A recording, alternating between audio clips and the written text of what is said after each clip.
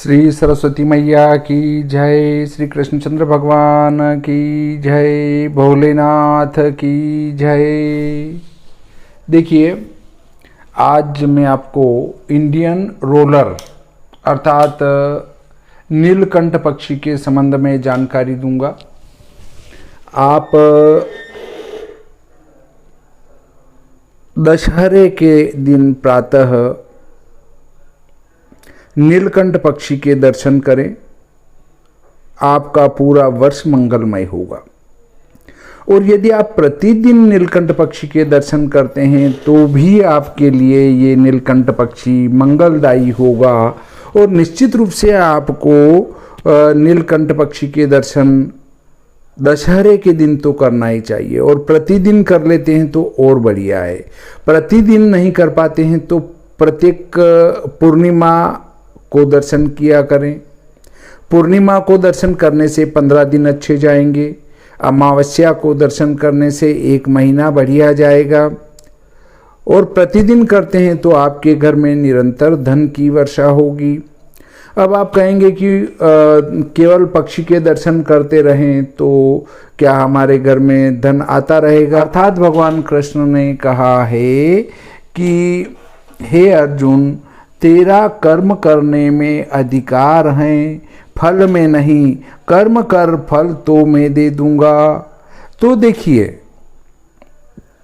अपना केवल कर्म में अधिकार है, और जब कर्म करेंगे तो भगवान उसमें आपका सहयोग निश्चित करेंगे। यदि आप मेहनत करते हैं और उसके बाद ये शकुन भी लेते हैं अर्थात नीलकंठ पक्षी के भी दर्शन करते हैं तो आपके व्यवसाय में निरंतर वृद्धि होती जाएगी।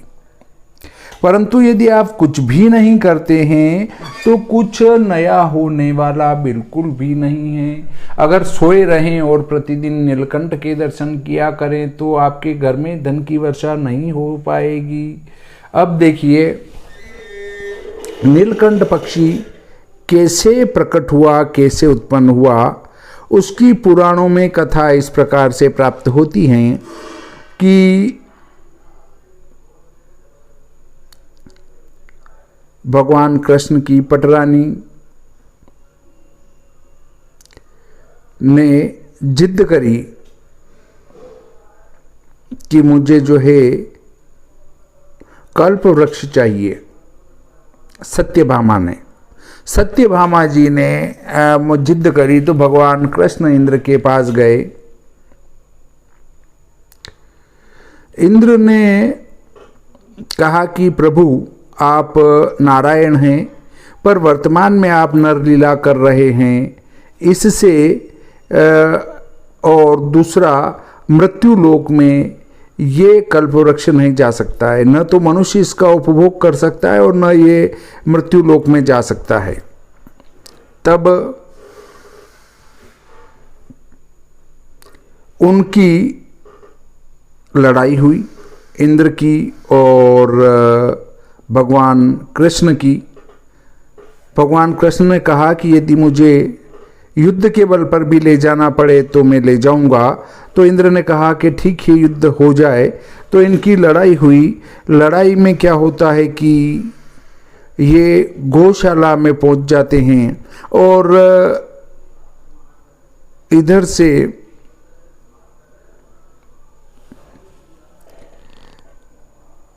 इनने भगवान का जो वाहन है गरुड़ ने गौ माता के ऊपर प्रहार किया तो उनका पूंछ वगैरह आदि स्थानों पर प्रहार करने से खून पृथ्वी पर गिरा तो मेहंदी और गोभी ये प्रकट हुए।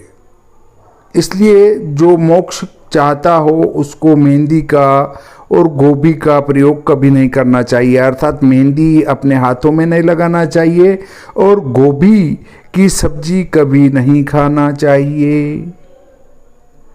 ये आपको मोक्ष से बचा कर रखेंगे। फिर गौ माता को भी गुस्सा आया और उनके जो है किनके गरुड़ महाराज के ऊपर प्रहार किया सिंह से, तो उनके 3 पंख टूटकर पृथ्वी पर गिरे। पृथ्वी पर गिरने से एक पंख से तो हमारा नीलकंठ उत्पन्न हुआ, एक पंख से मोर उत्पन्न हुआ और एक पंख से चकवा पक्षी उत्पन्न हुआ।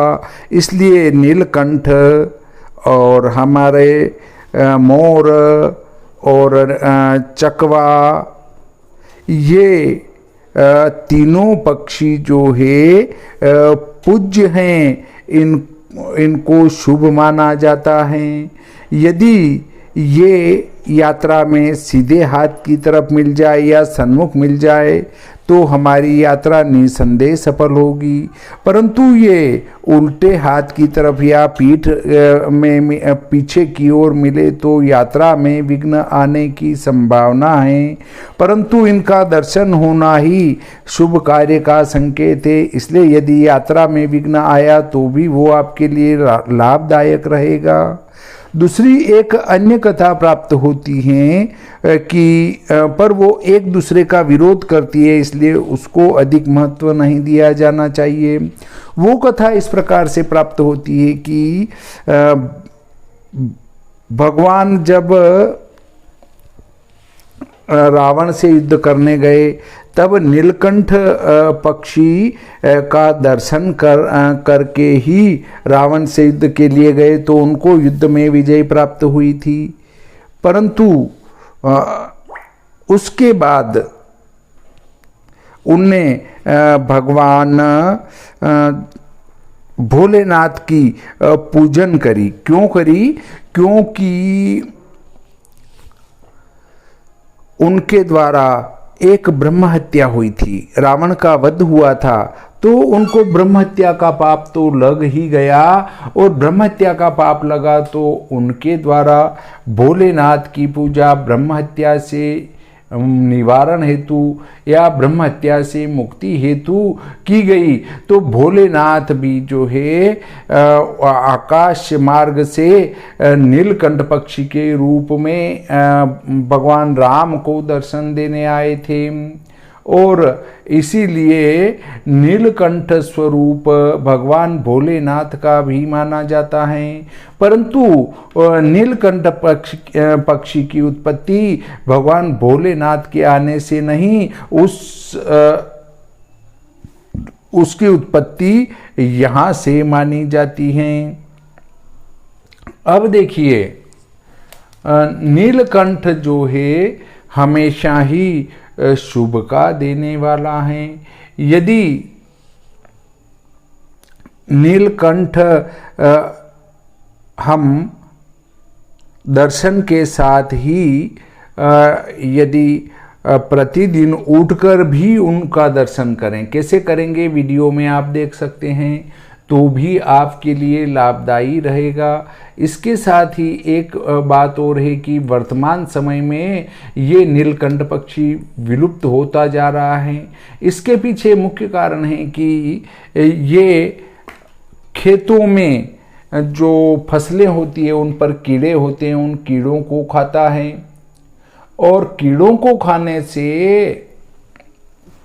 एक तो किसानों का मित्र हुआ, परंतु किसानों के द्वारा जो फसलों के ऊपर कीटनाशक छिड़के जाते हैं, उन कीटनाशक जब वो कीड़ों को खाता है तो कीटनाशक भी उसके पेट में चला जाता है, और इससे इनकी निरंतर मृत्यु हो रही है, और इनकी संख्या में निरंतर गिरावट आने से आज ये पक्षी दुर्लभ होने की कगार पर पहुंच चुका है।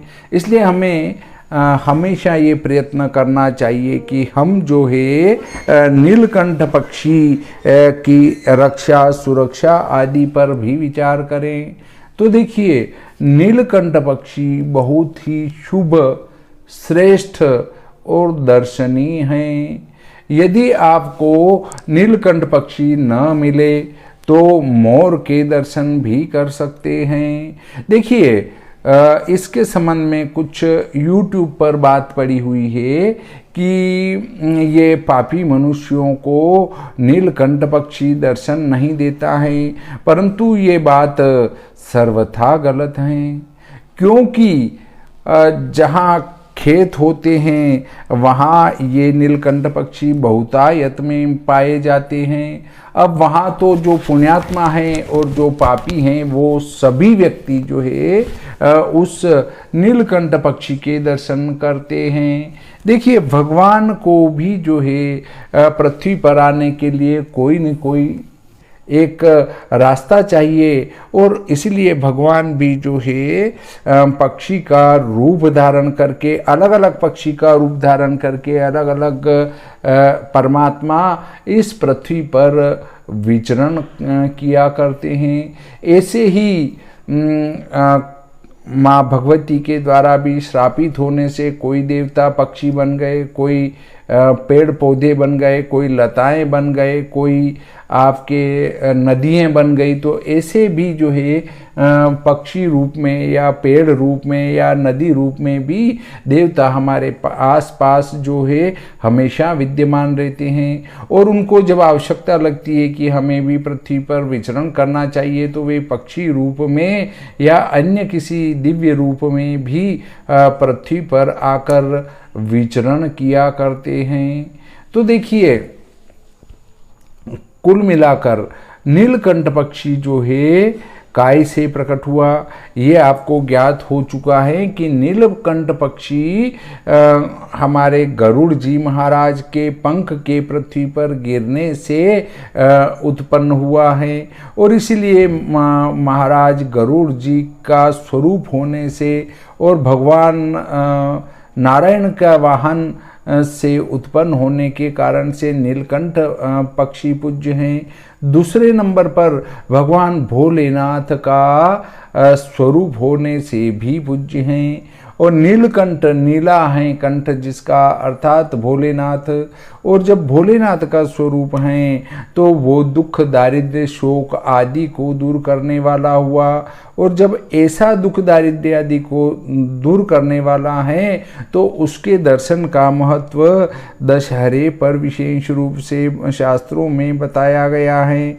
इसलिए विशेष रूप से आपको दशहरे के दिन इस पक्षी के दर्शन अवश्य ही कर लेना चाहिए। इस प्रकार आज का ये प्रकरण हम यहीं पर समाप्त करते हैं।